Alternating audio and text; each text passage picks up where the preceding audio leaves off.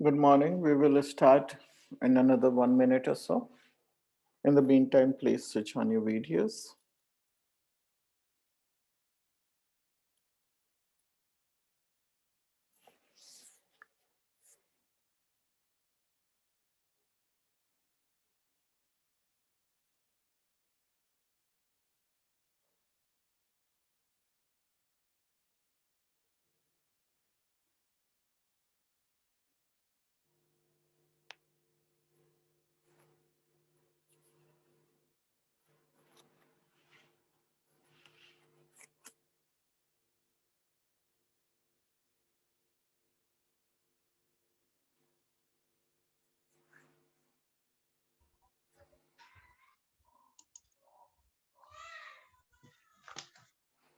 Please switch on your videos.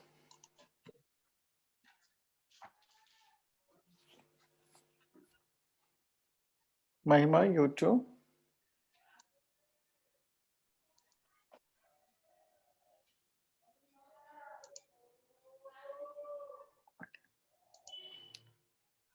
Urvashi, please switch on your video. We'll get started then. Just switch on your video.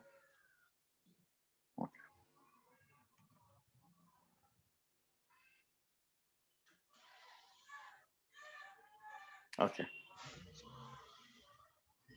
Urvashi, keep it on. Don't keep switching it on and off. Okay. So keep it on. Yes.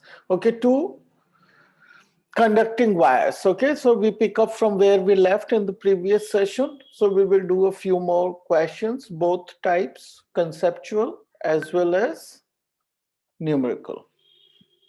Okay, two conducting wires X and Y of same diameter but different materials are joined in series across a battery. Okay, so there are two wires which have the same diameter like this. They are joined across a battery. This is X and this is Y.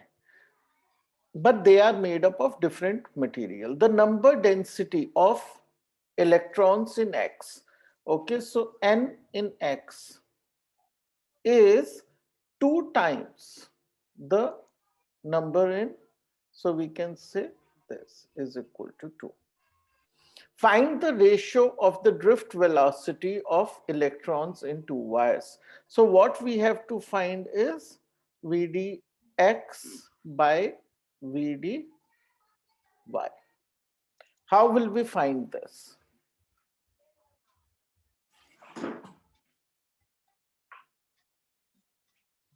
How will we find this?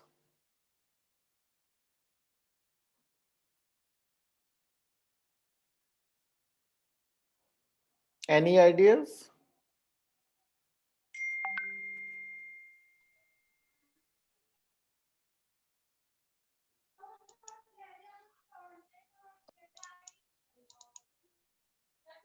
Any idea how will we find? हमें क्या पता है केवल कि number of electrons दोनों में अलग है, नंबर ऑफ फ्री इलेक्ट्रॉन्स, और हमसे पूछा गया है कि उनकी ड्रिफ्ट वेलोसिटी बताई जाए. ठीक है, देखने में ये दोनों इजिली रिलेटेबल नहीं लगते, लेकिन हम इसको दोनों ही तरह से कर सकते हैं using the formula also. Okay, so formula के हिसाब से जो करंट होता है क्या होता है? Current is the amount of charge into area into drift velocity. ये होता है करंट. करंट सीरीज में सेम होता है, यहां और यहां करंट सेम है, right? So we can actually say E तो कांस्टेंट है, तो we don't have to worry about it. A of X, area of cross section भी कांस्टेंट है, so we don't even have to worry about that. Now Vd of X, this should be equal to Ny into E, which is same, A is same, and Vd of Y, right? It's an inverse relationship. Okay, so N of X by N of Y is equal to N, Vd of y by Vd of x, which is equal to 2. Right? Which means, but we have to find Vd of x by Vd of y. Ratio तो हमें same ही order में बतानी है, तो ये 2 है तो ये हाफ हो गई. Right? So this is one way of answering the question if you remember the formula. Okay? But you can also answer the same question without using a formula. Okay, can somebody attempt and tell me what logic can we use to answer this question without using the formula now? Please switch on your videos. Arun, Mahavish, Manish, Saurav, Urvashi, please सब अपना video on करिए और बताइए कि इसका कोई logically हम इसको आंसर कर सकते हैं बिना using this formula NE into AVD. देखिए करंट क्या है, current is the number of electrons flowing per second. अब यहां पे एक नंबर, एक certain number of electrons flow करके यहां पहुंच गए हैं इस जंक्शन पे, राइट? अब आगे जो इलेक्ट्रॉन्स हैं वो उससे आधे ही अवेलेबल हैं, तब उनको कंटिन्यूअसली वो मेंटेन करने के लिए, फ्लो मेंटेन करने के लिए डबल रफ्तार से दौड़ना पड़ेगा, right? Because they are less in number, to cover the same amount of current they will have to be moving at least 2 times faster.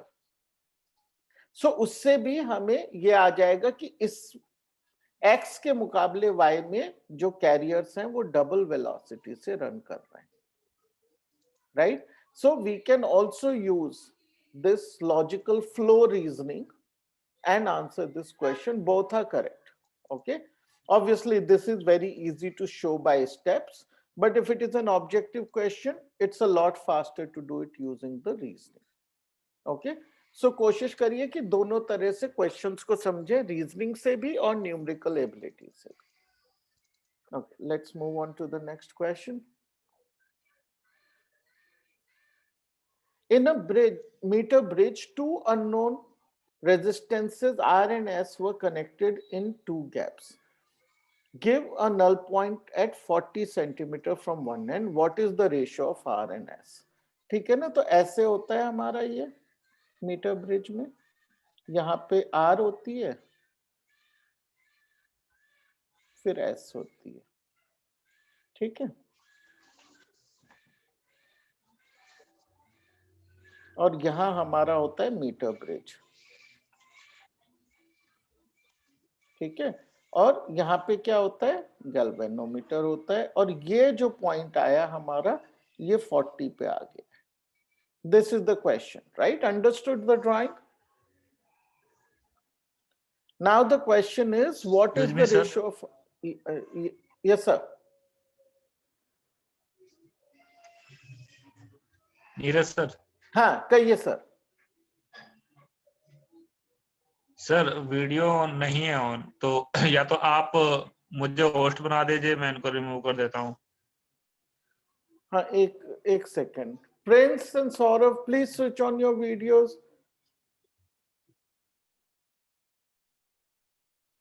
Prince.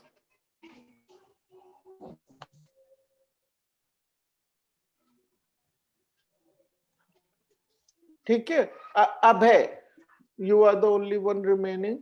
Switch on your video. Abhay and Saurav. बेटा दोबारा of मत करिए, on ही रखना है उसे continuously, ठीक है ना? देखिए सर को भी कंटिन्यूअसली मॉनिटर करना पड़ता है, क्यों करना पड़े उनको भी monitor? We are very close to the exam. Let's not waste our time in these things. These are very easy things for you to comply. On करा और छोड़ दो उसको, right? It doesn't take any effort. Video को अपना काम करने दो. Sandeep, keep it on.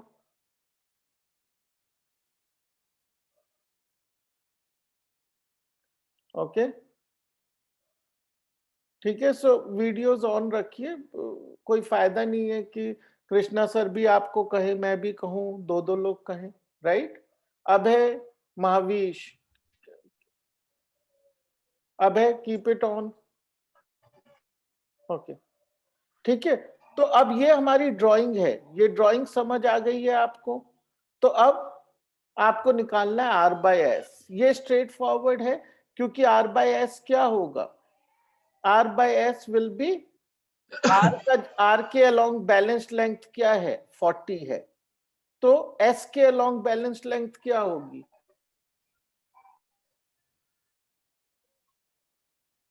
Are के अलोंग 50 है, तो एस के ऑपोजिट क्या है बैलेंस्ड लेंथ, 60, तो बस यही रेशियो है, which is 2/3, right? So as simple as that. So this was a straight application of the formula question.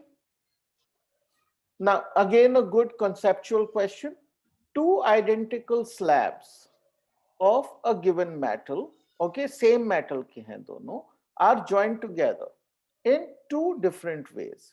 एक बार longitudinally और एक बार क्रॉस सेक्शनली, दोनों को इस तरह ज्वाइन किया गया, एक बार इस तरह से, एक बार एक के ऊपर एक। What is the ratio of the resistances of these two combination? आप इसको एक रेजिस्टर की तरह ट्रीट करिए, ठीक है, दोनों की सेम लेंथ है, सेम क्रॉस सेक्शनल एरिया है, आइडेंटिकल है क्योंकि मेटल भी सेम है, तो इसकी जो रेजिस्टेंस है वर्सेस इसकी रेजिस्टेंस क्या होगी?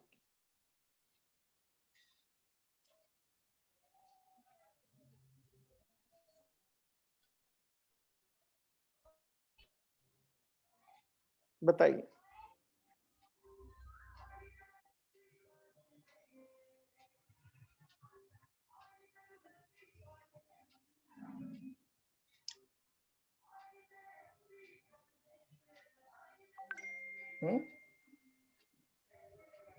Sir 2।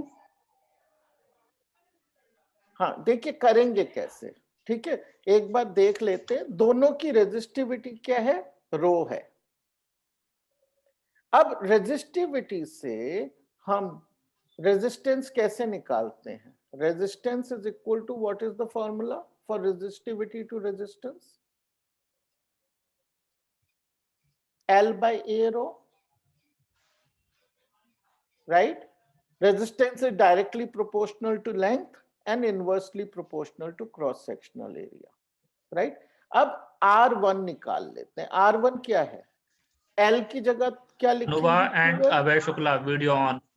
Arun Kasana, you also. बेटा ऑफ मत करिए, बार बार ऑन है तो ऑन छोड़िए उसको, अनुभा, जैनेन्द्र, एक बार ऑन किया है आपने तो फिर ऑफ क्यों कर रहे हैं उसे, अनुभा, जैनेन्द्र,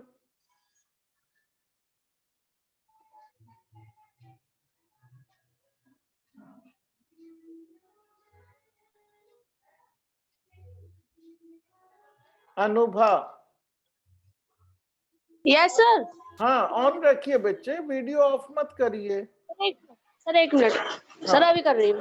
ठीक है, ओके, तो लेंथ 2L है, क्रॉस सेक्शनल एरिया AE है। अब R2 लिख लीजिए, R2 क्या है, लेंथ तो L ही है अभी भी, तो L, क्रॉस सेक्शनल एरिया क्या हो गया, डबल हो गया, रो। हमें निकालना है R1 by R2, R1 by R2 निकालना है, तो क्या होगा R1 by R2, 2L by A upon L by 2A, rho rho rho rho तो कैंसिल हो गया, एल ए सब कैंसिल हो गया, इज इक्वल टू 4, ठीक है, तो यानी कि इसकी रेजिस्टेंस इससे 4 गुना ज्यादा है, ठीक है, okay, this is a straight forward question of parallel and series combination. तो बताइए कैसे होगा ये,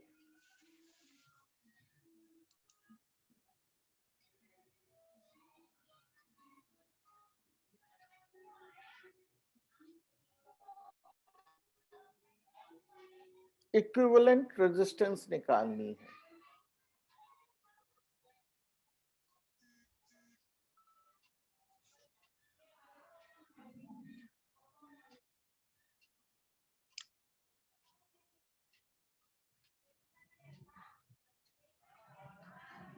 कैसे करेंगे, किस तरह अप्रोच करते हैं ऐसे क्वेश्चंस को? हम कोशिश करेंगे कि सब या तो सीरीज में आ जाएं या सब पैरेलल में आ जाएं, राइट? तो उसके लिए हम क्या करेंगे, फाइनली तो सीरीज में आना ही पड़ेगा यहाँ, तो इसलिए पहले हम इनकी इफेक्टिव निकालेंगे, इनकी इफेक्टिव निकालेंगे। इसकी इफेक्टिव क्या है, देखिए इसकी इफेक्टिव क्या है, आप चाहे तो ओरली कर सकते हैं, लेकिन अगर फिर भी मैं करना चाहूं, इसको R1 बोल देते हैं इफेक्टिव को, ठीक है। 1/R1 is equal to 1/4/1/4 which is half, so R1 is equal to 2 हो गया, राइट। उसी तरह से अब यहाँ पे R2 निकाल लेते हैं। R2 क्या होगा, 1/R2 is equal to 1/6 plus 1/12 which is 3/12. So R2 is equal to 4. अब R1, 1, 4 और 1 ये सब किस में है, सीरीज में है। तो जो टोटल इफेक्टिव रेजिस्टेंस है जिसको हम R कह रहे हैं, वो हो गई 2 + 1 + 4 + 1,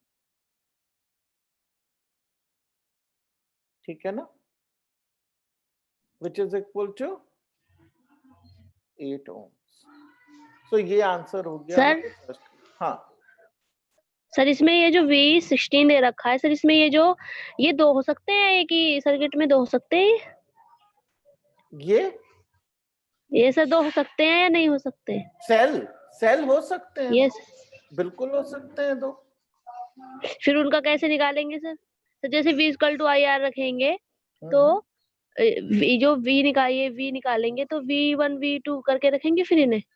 हाँ देखिए, अगर दो बैटरीज हैं वो ऐसे कनेक्टेड हैं, ठीक है, ये V1 है, ये V2 है, तो क्या टोटल जो इफेक्टिव V है इस पूरे कॉम्बिनेशन का वो क्या होगा, V1 + V2। लेकिन अगर वो इस तरह कनेक्टेड हैं,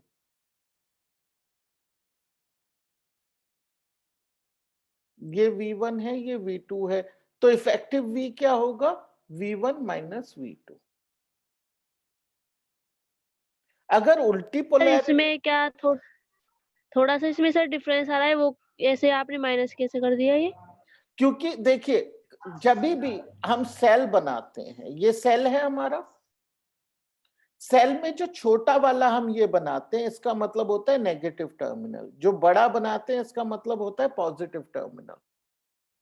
अब इसमें पॉजिटिव और पॉजिटिव एक ही डायरेक्शन में है, यानी पोटेंशियल इंक्रीज ड्रॉप हो रहा है यहां से यहां तक, यहां पे भी ड्रॉप हो रहा है, तो टोटल पोटेंशियल ड्रॉप होगा यहां से यहां तक। लेकिन अगर इसमें आप देखें तो यहाँ पोटेंशियल ड्रॉप है, यहाँ पोटेंशियल इंक्रीज है, तो सब्ट्रैक्ट होंगे जब ऐड करेंगे, एक इंक्रीज है एक डिक्रीज है, तो जोड़ेंगे तो क्या होगा, सब्ट्रैक्शन होगा, राइट।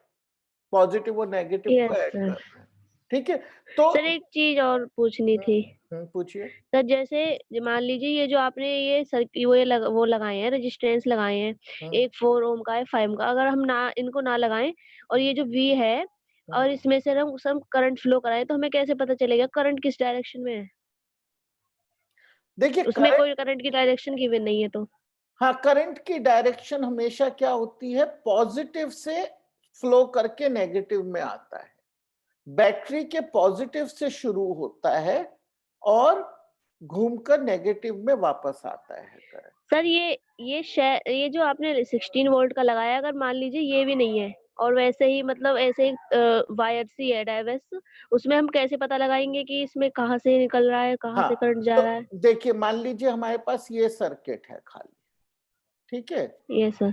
तो ऐसे सर्किट में नॉर्मल सर्कमस्टांसेस में कोई करंट फ्लो करेगा ही नहीं, क्योंकि कोई करंट का सोर्स ही नहीं है यहाँ पे, ठीक है। लेकिन इस तरह का हमारे को प्रॉब्लम्स आएंगे जो हमने चैप्टर्स किए हैं, इंडक्शन के चैप्टर्स, यानी कि चैप्टर नंबर 6, जिसमें हमने एसी और इंडक्शन की बात की है, उसमें क्या होता है, इंडक्शन की वजह से करंट फ्लो हो सकता है बिना बैटरी के भी, ठीक है ना।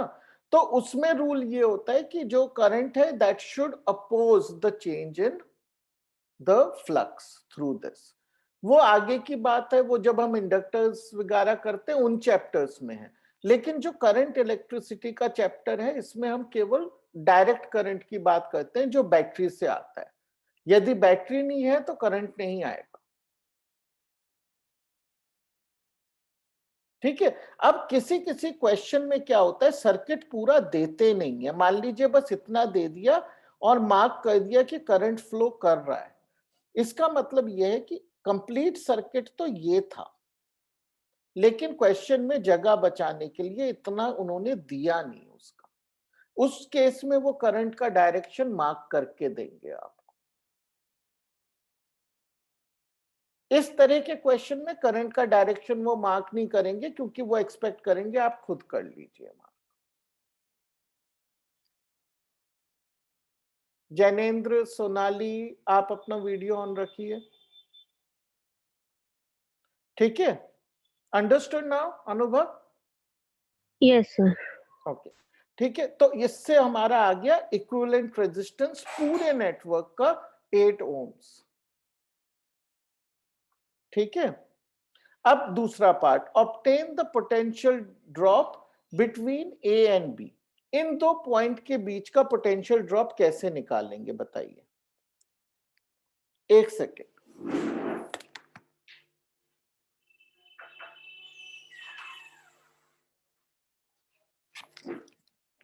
कैसे निकालेंगे?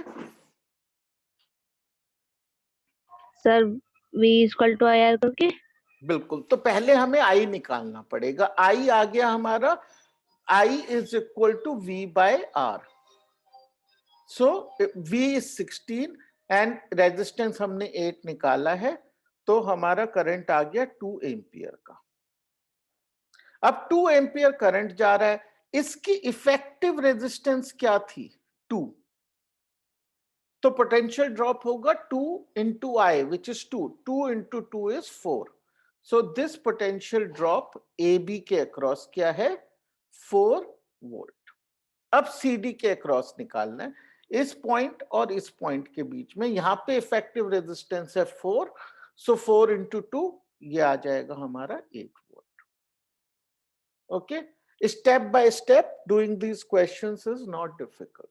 Okay, Arun and Sonali, please keep your videos on.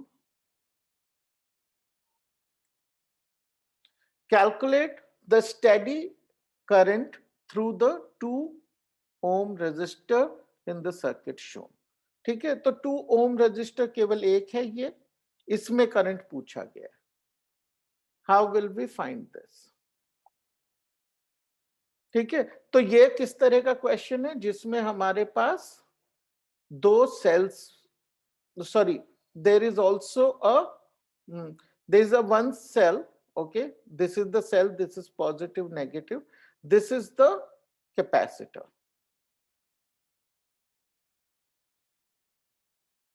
Okay, so how will we do this?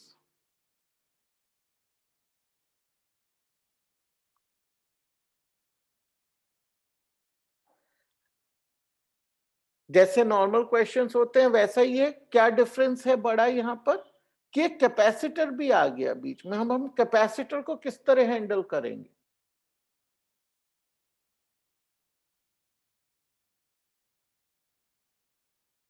बताइए, एनीबॉडी?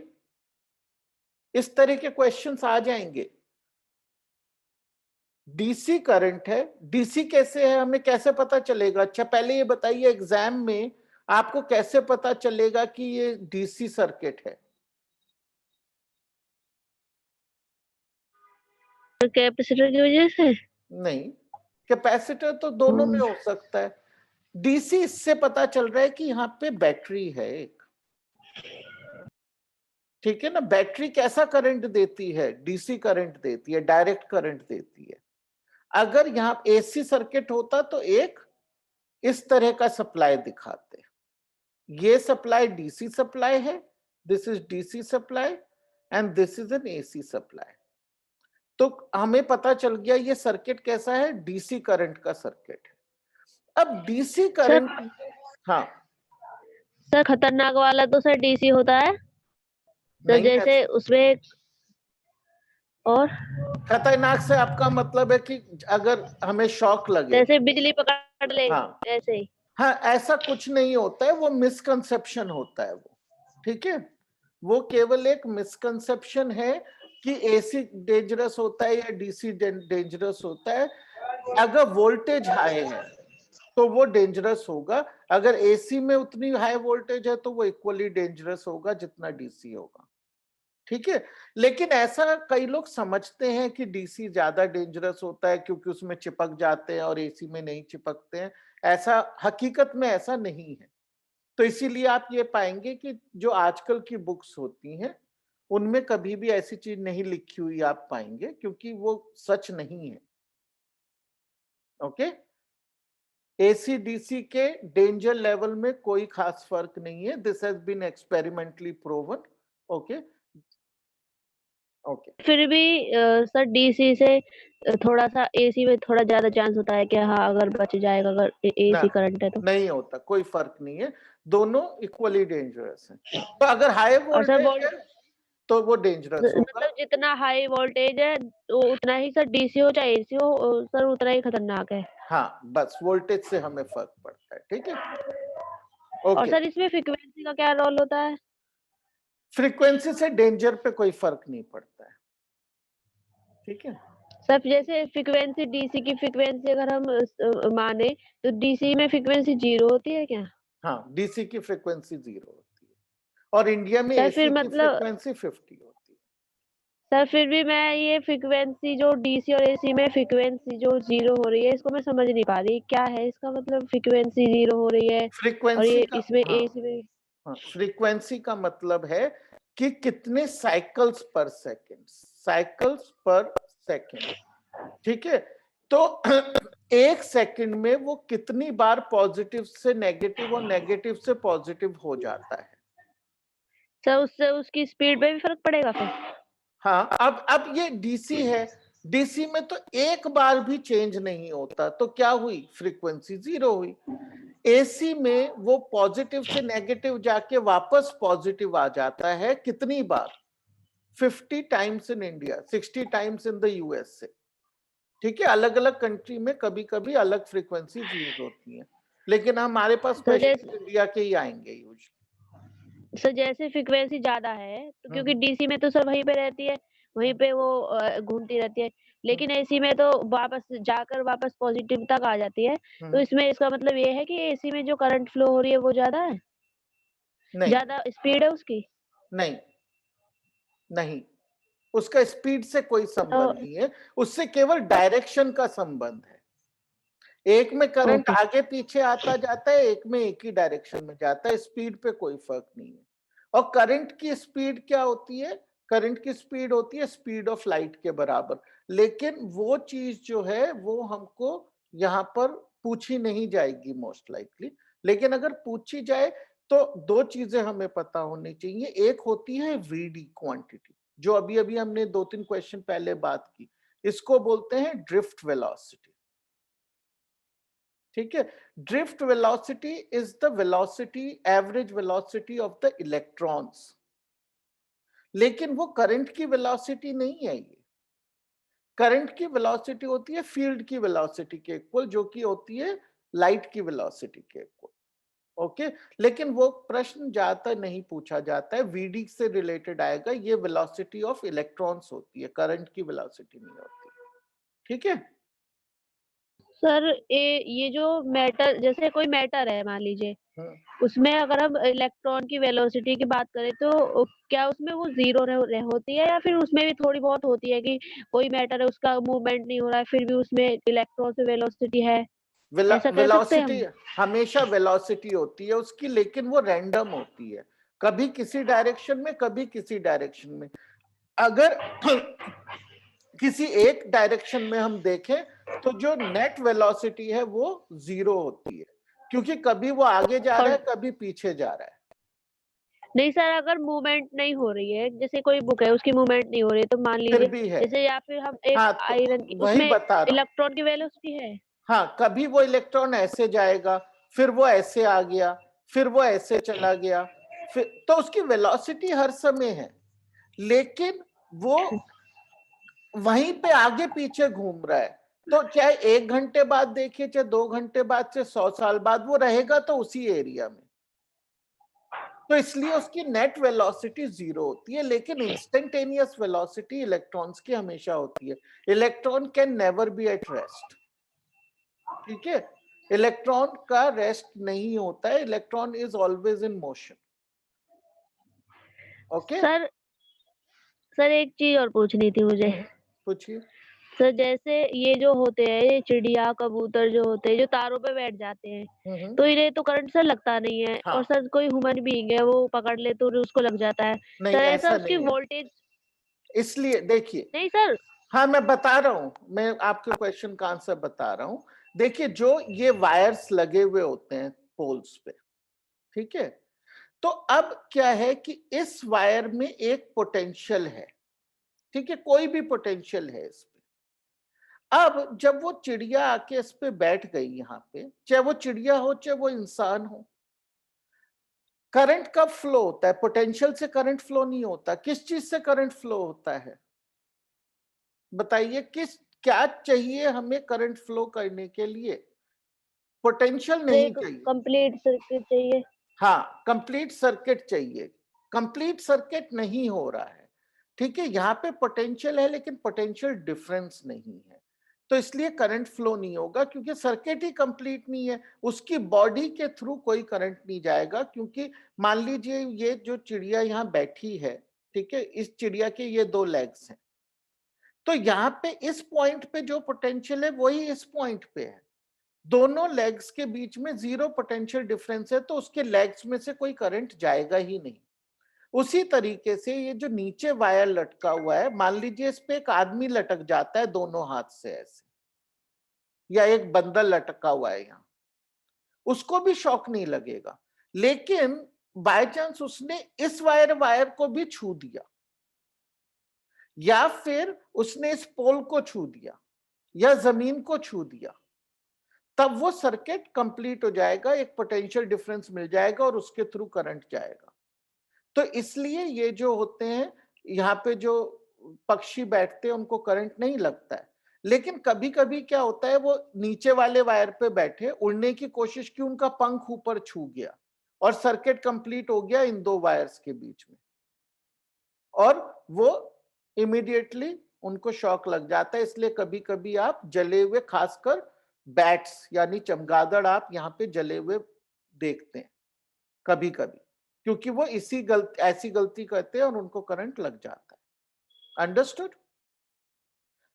एक्चुअली ये क्वेश्चंस आपके एग्जाम में भी आ सकते हैं। These are good questions. Okay, let's try to ये नाउ। एनसीईआरटी का ही था सर।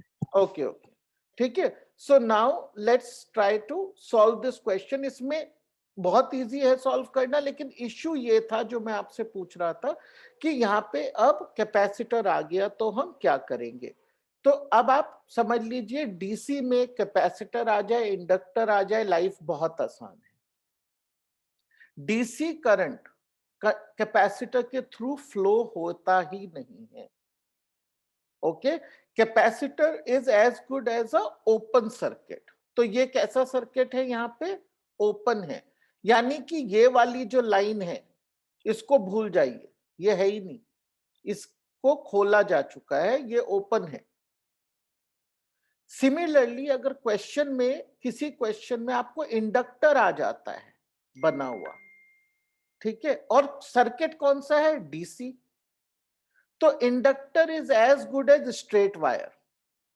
देर इज, बिकॉज हम इंडक्टर की रेजिस्टेंस 0 मान के चल रहे हैं, तो inductor will have a zero resistance. A capacitor will have infinite resistance, but this is only true in DC circuits. So अगर बात डीसी सर्किट की हो रही है तो ये पूरी लाइन हम भूल जाएंगे। अगर इंडक्टर होता तो खाली इंडक्टर को भूल जाते। ठीक है, तो अब सर्किट केवल इतना सा बचा है। अब इसकी इफेक्टिव रेजिस्टेंस निकाल लीजिए, क्या होगी 1/R1, मान लीजिए R1 है इसकी इफेक्टिव रेजिस्टेंस, इज 1/2 प्लस 1/3।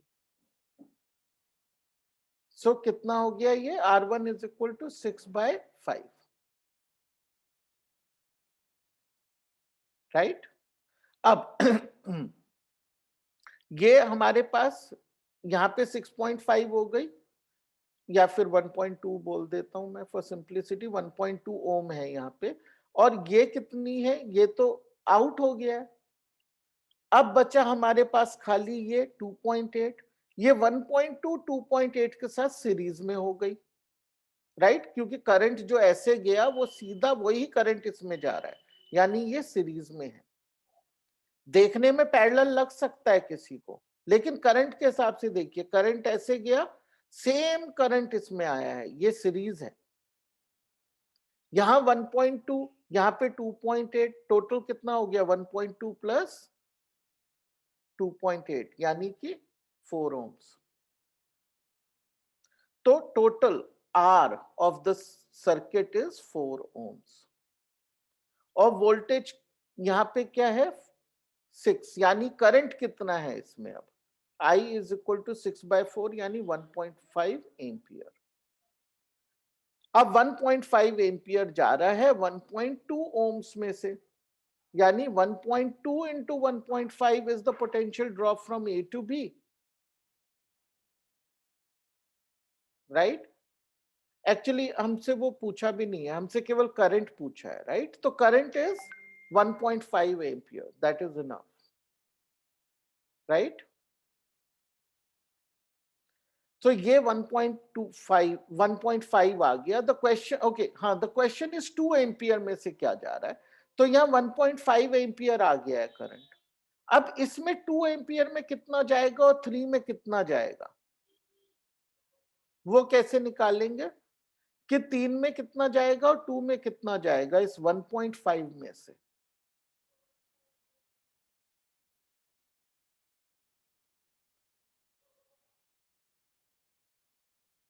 देखिए ये total potential drop between A and B क्या है, 1.2 into 1.5, so V is equal to 1.5 into 1.2, right.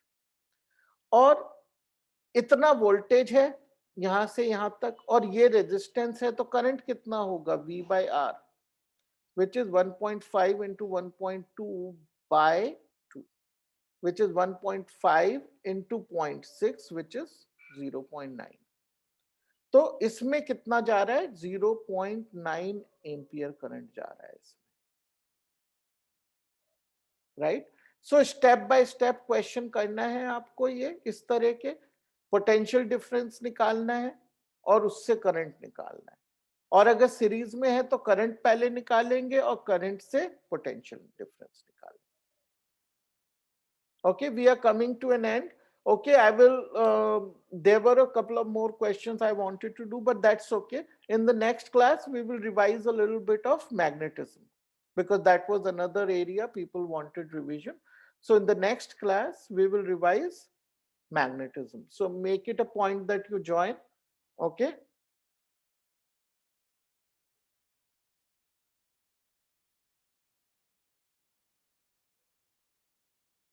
Fair enough.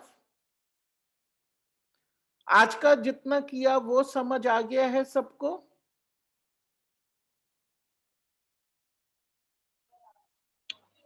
Sir sir अगर यहाँ पे सर एसी वोल्टेज होता और ये करंट यहाँ से जा रही होती तो फिर उसको कैसे निकालते? तब हमें जो है इसका इम्पीडेंस निकाल के करना पड़ता, ठीक है ना। हमें XC जो होता है वो निकालकर इसको करना पड़ता, ठीक है ना, 1/ωc। फिर उसके लिए सर वो भी चाहिए हमें फ्रीक्वेंसी। हाँ, फ्रीक्वेंसी तो चाहिए, एसी सर्किट बिना फ्रीक्वेंसी के सॉल्व नहीं होगा। तो सर फिर फ्रीक्वेंसी कहाँ से आएगी, मतलब वो गिवन दी होगी फिर जाएगी, तो? हाँ गिवन होगी, बिल्कुल गिवन होगी। ठीक है। और सर अगर हम यहाँ पे जैसे एसी में और इंडक्टर लगा दे